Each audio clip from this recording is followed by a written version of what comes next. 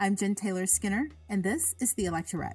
On this episode, I have a conversation with Christine Senteno, a longtime Democratic operative and organizer, and the co-founder and executive director of Advance the Electorate, a new progressive Democratic PAC. Christine is a veteran in this space and has worked on several presidential campaigns, including President Obama's campaigns. And she was also a member of the United Transportation Union for nearly a decade. She brings that experience to this conversation as we discuss the significance of the Biden administration's visible support of unions and how that support will translate to voter turnout among Black, Brown, and Latino voters and unmarried women, the key constituencies that Advance the Electorate focuses on. So, without further ado, please enjoy this conversation with Christine Senteno. Christine Senteno, welcome. Thanks so much for having me, and thanks so much for being you, for doing this work, highlighting women. It's great that you're doing this. Oh, well, thank you. And thank you for joining me. It's going to be a pleasure because the first question I have for you, we talked about this offline, was this really interesting fact about you that I just learned. It's kind of relevant to the news cycle, but I just want to know about it because I think it's really cool. So you were the first woman conductor, or one of the first women conductors for the Union Pacific Railroad. I believe I was one of the first out of Los Angeles. You'd have to check the stats in terms of nationally, but I certainly can tell you from like mid 80s, late 80s, it seemed like there were no other women out there. My questions about this could take up a whole episode. That's not what we're here to talk about, but I just how do you do that? How do you become a conductor? But we won't talk about that. But it sounds cool. Was it as cool as it sounds? I don't know if it was cool. For me, it was a job. And, it was a job with these crazy hours and you were on call and stuff like that. And for folks who may not know, a conductor is basically the boss on the train. So it's freight trains. It's not like collecting tickets on the Amtrak. So you are hauling these big, long trains that people get caught in when they're going out somewhere and it takes 20 minutes. I was the boss on the train. So basically would tell the engineer where to go, how fast to go. Are we adhering to all the rules? Do we have toxic waste on our train? And what are the things around that, right? Making sure that the folks on the train got paid, mostly older men who didn't want some 20-year-old telling them what to do. Exactly. And for me, I didn't think of it in terms of I was breaking barriers or anything like that. It was a really hard job. When I first started out, I was I don't know if I want a boy job, right? But I had kids to feed and they needed health insurance and all of that other stuff. And it was really good pay and it was equal pay because I was part of a union. So I never had to negotiate those kinds of things. So the first 10 years, and I was 19 years old when I started out on the railroad. Really? So for the first almost 10 years of my life, those were things I didn't have to worry about. And it sort of made my life easier. In other aspects, it was a hard job and a job that, like I said, imagine having 2 kids and trying to negotiate babysitters when someone is calling you at 3 a.m. to go get on the next train to Vegas. It fulfilled its purpose and it certainly gave me a foundation for the work that I do now. So I'm all about the workers' rights. I'm all about equity for women and those things that I didn't really even think about before.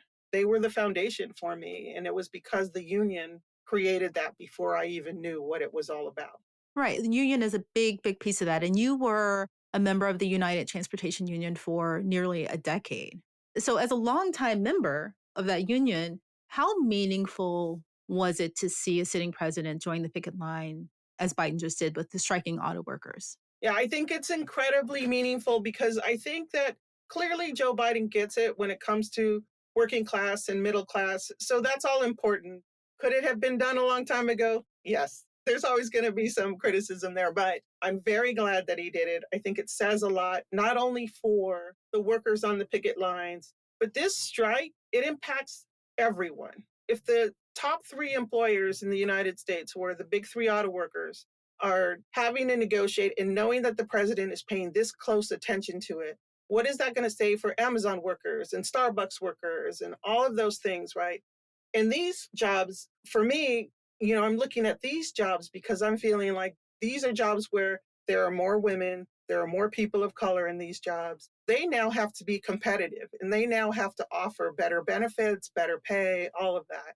So I think Biden going out there and supporting the workers, it says something about the workers. It also says something about the foundation that's been led this summer. So let's not leave out the Teamsters who won the strike for the UPS workers. Let's not leave out the Writers Guild and the SAG-AFTRA folks, right? Exactly. and they're all setting the precedent. So I think the president going out there is not only honoring them and honoring the workers, but also saying to these big corporations, like, hey, no more, stop this, especially at a time when these CEOs, they have record breaking salaries, record breaking profit margins for their shareholders. And they've said, and I was out there on the picket lines in 2019 when UAW went on strike.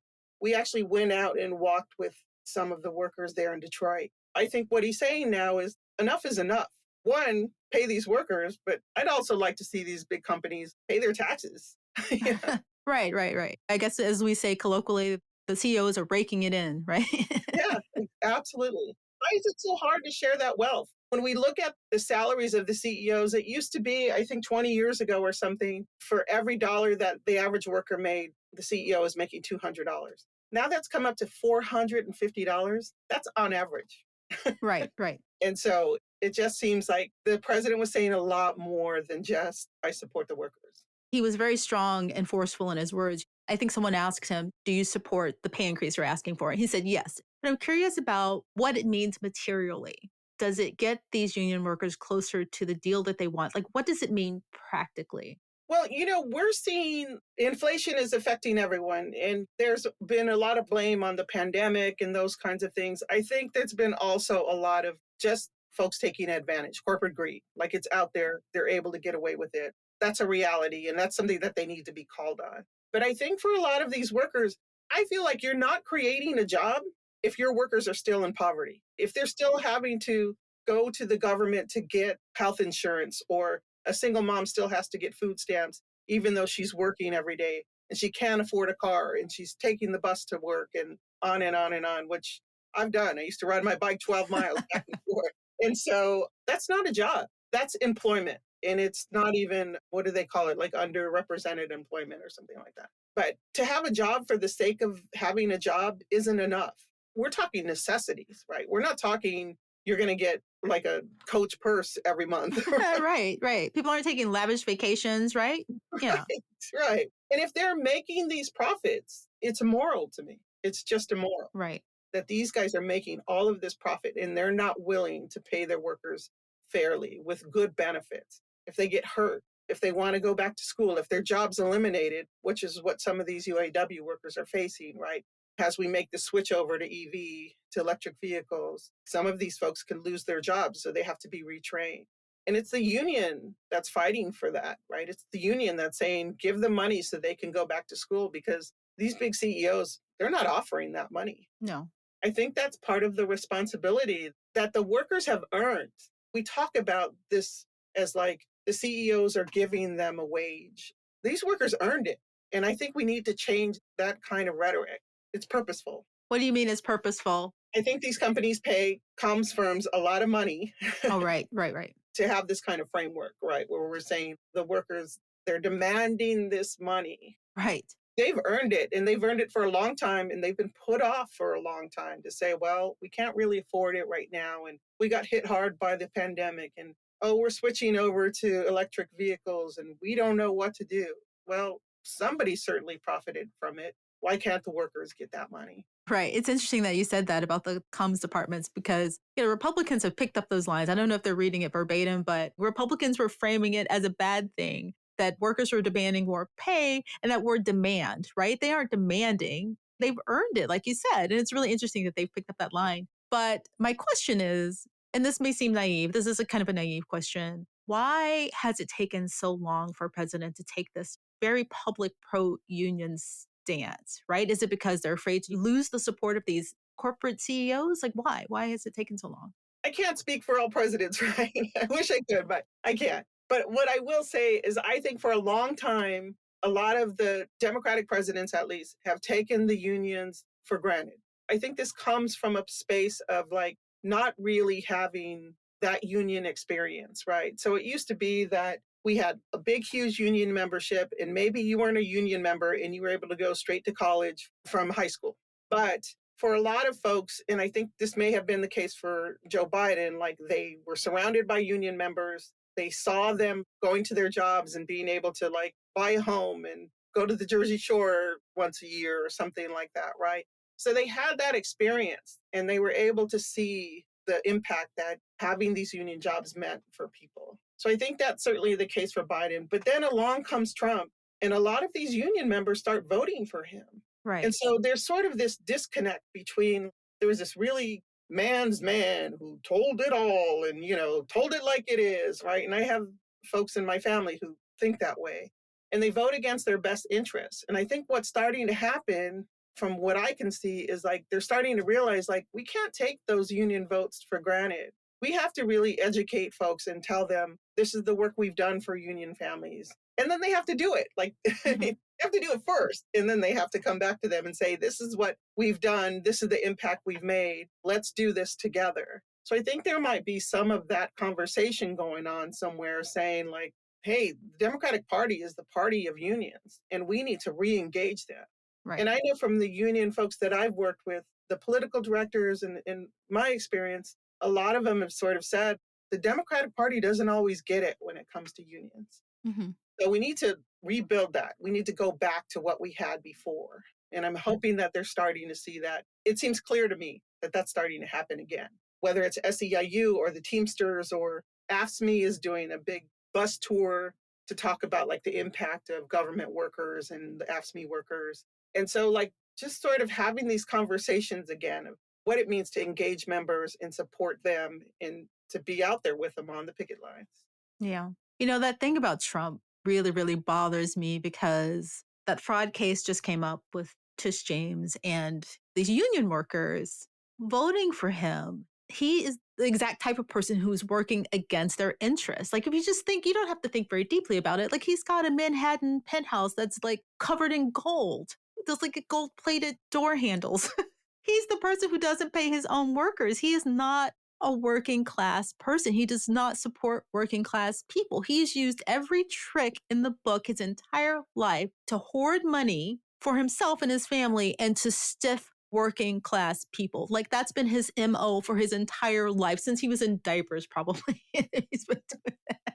There's no question there. I just want to state that it just really bothers me that there's this disconnect, but I'm glad that Democrats are finally being more public about their pro-union stance and they're really getting it. But we could probably break down that demographic of union voters by probably race, I'm assuming. I don't know if you have those numbers. I don't have those numbers. But for the longest time, the working class has been synonymous with the white working class, right? But you and I both know that that's not necessarily true, especially when it comes to unions. So I'm just curious about, what the demographics are of those union constituencies. How's that message going to come across to those specific voters?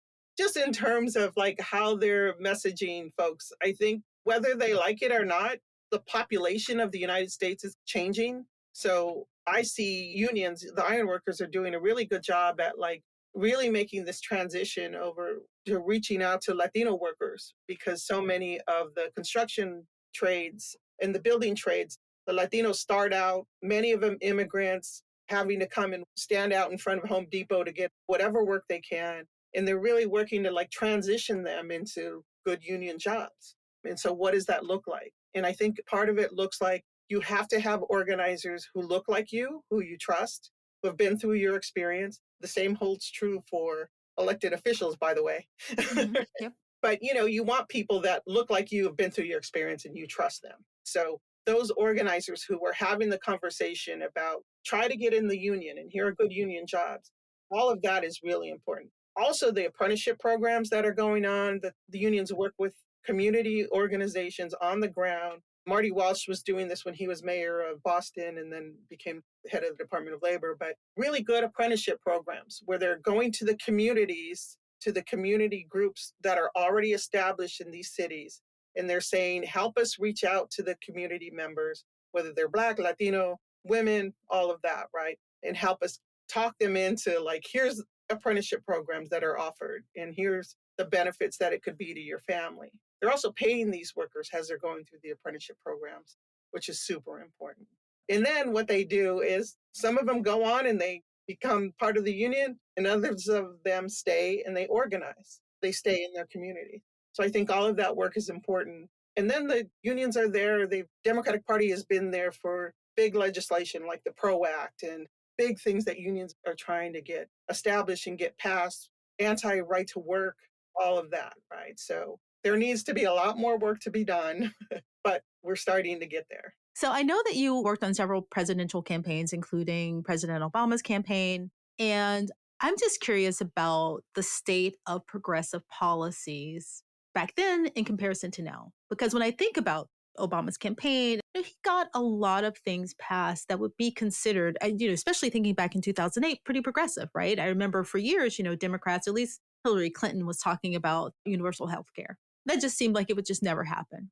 And we got pretty close with the Affordable Care Act.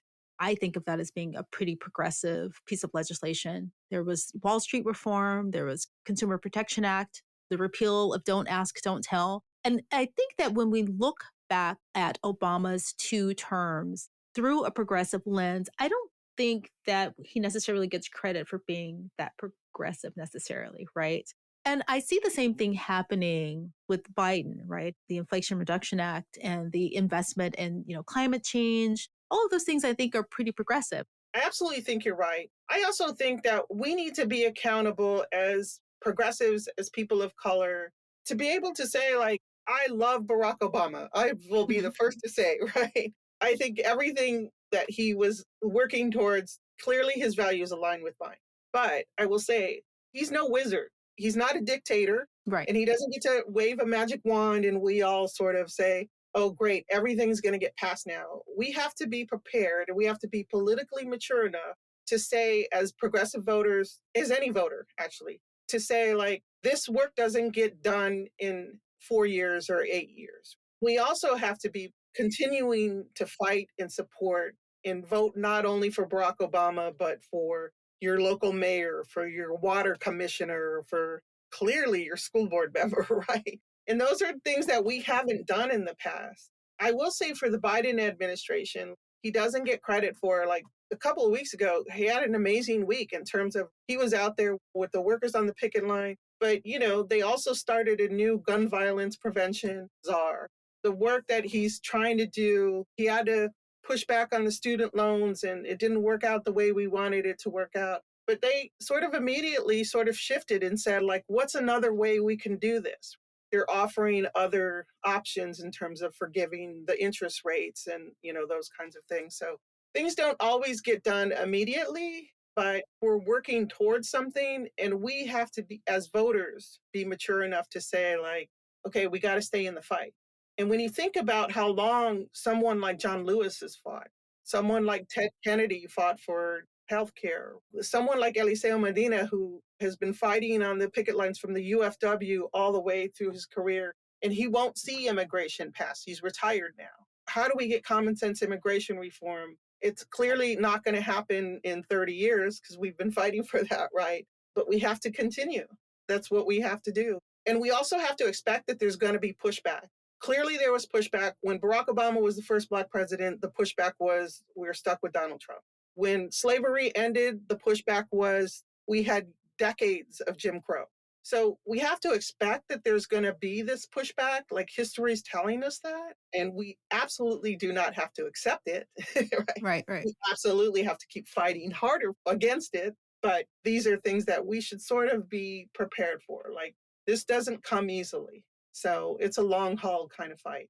Right. I think about that a lot, the pushback following the Obama administration, President Obama's terms. I just don't know how long we're going to have to. I mean, I hope it doesn't last for decades and decades, but it certainly feels like it because even though President Biden is in office now, there's still a bunch of voters who were voting out of anger, like not voting in their own interest. They were voting out of anger because of President Obama, right? And, that is part of the payback, as you mentioned. But Biden did something that was really smart, I think, when he became the nominee in 2020. He won the primary and he adopted and embraced a lot of the policies that his people who were running in the primary had as their, because student loan forgiveness was not a major part of his platform, but it's something that he adopted later. And I think that that is probably what's driving this progressive direction for the whole party, presumably.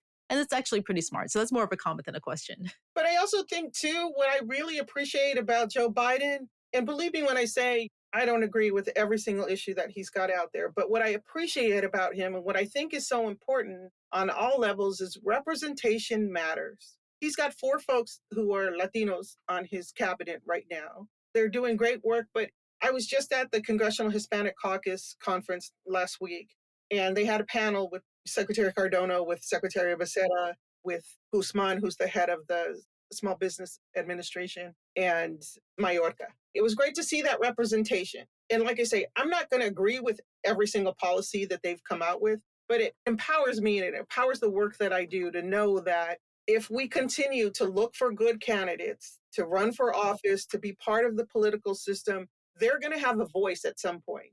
And I think Biden has done a really good job at surrounding himself with people who are diverse, who are inclusive, to give their lived experience. They have great educations, they have great careers, but this lived experience, Secretary Becerra was talking about the dichos that his grandmother taught him and his shared values. It's very powerful to hear that and to hear that, like, oh, I had a grandmother like that who talked to me about those things, who said that I can do this too. I got to work hard, I got to go to school, but I can not only have a good position and be in a position of what other people may consider a very important position, right?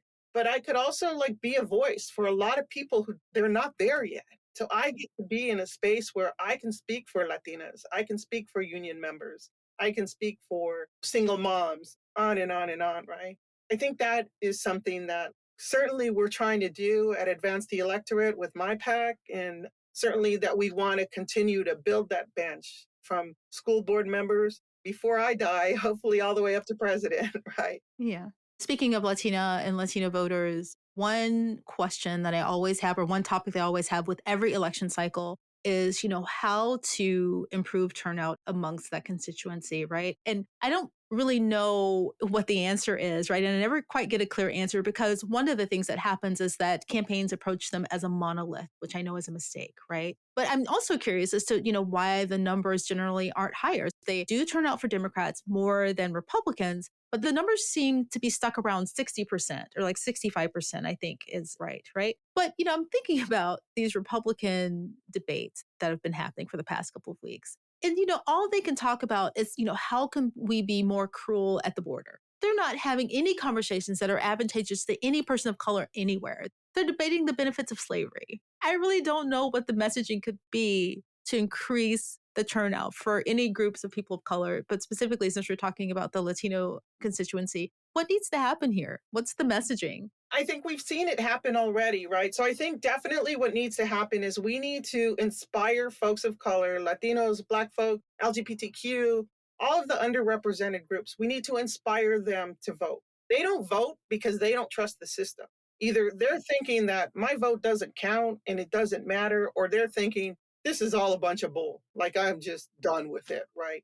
And my concern is always when I see debates like we saw last night, when I see that it's like a little clown circus or something, and I feel like they're little clowns coming out of the car, just like the Three Stooges or something. And it's ridiculous to me. And all I can think is people are shutting this off and they just are saying, I'm done. I'm never going to vote again. Yeah. Republicans have to be accountable for that. But what I know, my experience has told me when Barack Obama ran for president, and I said, hey, I'm going to do whatever I can to get on that campaign because this guy's the real deal. He was able to inspire folks, and we saw the lines of folks, Black families going as generations of voters were going out, right? So it was the 18-year-old kid who was voting for the first time was there with his mom and dad and his grandma and grandpa and his great grandma and grandpa, right? I know that it can work. Maxwell Frost in Florida, this great young guy, he just energized so many people. Delia Ramirez in Chicago. We're seeing these folks get into Congress. There's a judge in Chicago, Timothy Wright. If you don't know him, get to know him. Right? The guy's amazing. And so I know that if we inspire people of color, they will turn out to vote. And so I think that is the solution. And then we have to continue to have these conversations within our family members, not on CNN, not on MSNBC, not on Fox News, none of those, right? Within our family, within our circle of friends to say, like, we have to do this. We have to get out there and vote. We have to run for office, not just president, like I said, school board, city council, all of those kinds of offices, right? And for women in particular, the statistic is that they have to be asked 7 times to run.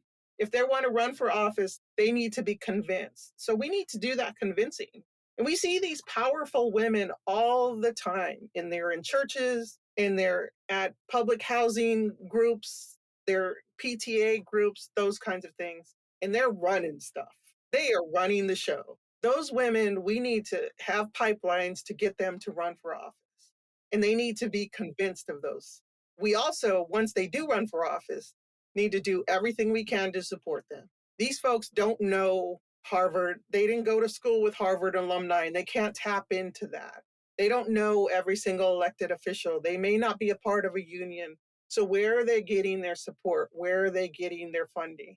It comes from volunteer bases. It comes from those little $3 donors. So we have to be supportive of those folks who are willing to take that plunge. But the stories that they have, and I can give you story after story of these wonderful candidates that I've worked with, and some of them don't win on the first try. So we have to be able to support them when they're willing to come back. There's a couple of folks, Mondaire Jones out in New York, like he ran a great campaign. There was all this chaos and redistricting in New York, and he lost the first time. Now he's hopefully running again and he'll win.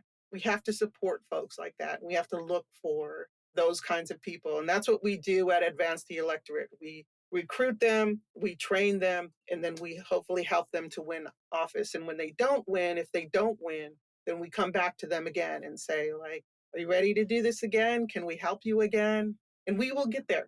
It's so important to have those operatives who look like the community that you're trying to turn out, because we were talking about Obama. And the reason he had those lines around the corner and generations coming out is because of who he was. He was Barack Obama, right? And so they came out for him and his message was inspiring, but they also just kind of came out for him. Well, President Clinton doesn't look like he looks like all the other presidents we've had for decades and centuries, right? He looks like all the other presidents. And so it's really important to have operatives and other people at other levels in the government who are representative of the community. You know what I'm saying? We don't have that representation in the White House. Well, we do with Vice President Harris. But this is the criticism I have of Obama, and I say this with all the love in my heart because I love Barack Obama. We love you, Obama. If you're listening to this, we still love you, okay? But the criticism I have is like everybody expects that like the next guy has to be Barack Obama. He is a once in a lifetime, once in a generation, very, very unique person. It's like he worked hard to get where he was and he made it look really easy. But now that bar has become incredibly high. So anybody else who comes in after him, if you're a Black man from the South Side of Chicago, you have to be at that level. But I know that Advance the Electorate focuses on these demographics, turning out these candidates and endorsing them and, having operatives, people of color, Latino, Black, under the age of 41, and unmarried women. And you call this the new American majority. And I'm curious, why unmarried women? Like, what's the importance of that constituency specifically? Well, we've seen it, right? We see it in Alabama when Greg Jones won. It was Black women, mostly unmarried, who voted for him and who got him into office. But also, like, when people ask me why I got involved and why I started with Advance the Electorate, with 8PAC and the work that we do, right? I get asked this question a lot. I've been asked this question a lot in my career. And it's always like, talk about diversity and inclusion and what that means in your life and all of that stuff. And it's, for me, that's not a concept. That is my life. Right. Yeah. I have been in the situation where I needed quality healthcare. I took a job just so I could have quality healthcare for my family, right? I've been in a situation of trying to get through school at 30 and dealing with student loans and all of that, right? We're talking about our lives here. And I think for single women, there's so much that impacts our life. And I'll just say on a very personal level, I have a son. My son, when he was about 24, him and his roommate got in an argument and they were arguing over text. And my son sort of said to him, hey, well, we're arguing. You've got my TV. I'm coming to pick my TV up. And when my son went to pick his TV up, the kid came out shooting and he shot my son in the arm. He shot him in the back. And so clearly mental health issues affecting our lives, gun violence, access to guns affecting our lives. The fact that my son was 24 years old, this was a year after Obamacare passed, so thankfully he was on my insurance, but health insurance now affects our life. Then there was the prescription drugs that's affecting our lives, right? So this one horrible incident affecting our lives, it just wasn't one thing. Thankfully, I had a job where I could take some time off. and I can take care of my son. Thankfully, he was able to recover and all of that stuff. Then came the police and all the police reform stuff that my son didn't want to be any a part of, didn't want to talk to the police, didn't want to go through the courts, none of that, right? All of this stuff from one incident that most people look at as one tragic, terrible incident really affected all aspects of our lives, not just my son's, our life as a family. And I think this is the case for single moms. One small thing happens. In my situation, it wasn't a small thing, but one thing happens and it affects 5, 10 different aspects of their life. For some people, they may lose a job because their kid gets a flu and they stay home for 3 days and then they go back to work for a day and the kid's still sick. And so now they got to go pick them up, right? Right. Childcare, all of that stuff. Exactly. I think that's why the unmarried women, they don't have a support system. They're more relying on government services to sort of get them through their everyday lives. Well, thank you for sharing that. I'm glad your son is okay. Thank you. And you are absolutely right. This is people's lives. It's not just some policy. We are actually living this. I'm not an unmarried mom, but I do have a son. I have a Black son. And, I think about policies in the context of my life. I think about police reform all the time. He's still little. He's 12, right? But Tamir Rice, we just think about the talk is coming, right? If you haven't had the talk yet, it's coming. It's coming. So it's really important to have people who have those lived experiences out there because you can have people. And I think it's important to have representation, racial representation, having Black and Latino people, Asian American people who are representatives, but they also have to have an expansive life experience as well, right? To make sure that we reach all corners of our constituencies. Yeah, and it's not just representation. I think when we think of representation, we think of folks in Congress. Absolutely, it's that. But we also have that representation of the voter who's just saying, this is my pick for today, and that's my opinion. So that representation is important too. That's something that we can all, for the most part, if we're citizens, we can all go vote. We have to be accountable for that to say, I want my opinion to be heard. My opinion is I'm going to choose the guy who's supportive of gun safety, or I'm going to choose the woman who I know is going to fight for adequate funding for public schools. That representation is just as important as the person who's in Congress. Yeah, exactly. So as we close out, I'm curious as to what your thoughts are on 2024. What are our blind spots as a party? What are you worried about? And what are you hopeful about? Blind spots. Well, so many. Just pick one. I mean, there's the not so blind spot of the fact that Donald Trump is going to be running for president. He's going to probably win the Republican primary, maybe while he's in the court being indicted. That's a reality. And so, I talk about being inspired, and I think it's going to be difficult to be inspired through this process of all that hateful rhetoric. Immigrants are going to get attacked. Young folks are going to get attacked. People are going to be called juvenile names, whatever. But that's going to be what we're faced with. So we, I think, have to really fight back and push back and say, no, I'm not accepting that. There are people that I'm inspired by. Maybe Joe Biden is not Barack Obama, but his values more align with mine. And I'm going to get out there and support him. And I'm going to take my son and my grandmother and my best friend down the street and on and on and on, right? So I think we're going to have to work hard to make that happen, to give our opinion and to say, like, yeah, it matters. So I think that's the hard part. But more and more in the work that I do, as we endorse candidates and train candidates, there's some incredible people out there. And they're not going to get the spotlight. They're lucky if they get some little blurb in their local newspaper, right? But we need to search them out because we need a judicial system that works. We need more representation on school boards. We need to fight back against climate change. And so we need folks on water boards and stuff like that. Local is really where it's at. We need to pay attention to that. There's going to be some great candidates. You'll hear great candidates that 8PAC is coming out with and great candidates that a lot of folks who are doing this progressive work are doing. I also think, and I will say, like, we need early funding. Whatever group is out there, whoever you're excited about, they need that support early so that they can get out to these communities and really get their message out there. They need volunteers, they need money, they need the word of mouth, social media, all of that. And that's something that everyone can do. Yeah. I would love for you to come back as we get into the thick of 2024 and talk about some of your candidates as we get a bit closer. Oh, I'd love to do that. Thank you so much. Thank you so much for joining me. Thank you for all the work you're doing. And yeah, just thank you for taking time to talk to me. All right, great. Thank you for having me. And if folks are interested, they can follow 8PAC at 8action on social media, or they could go to our website at 8action.org. Excellent. Thank you. All right, thank you.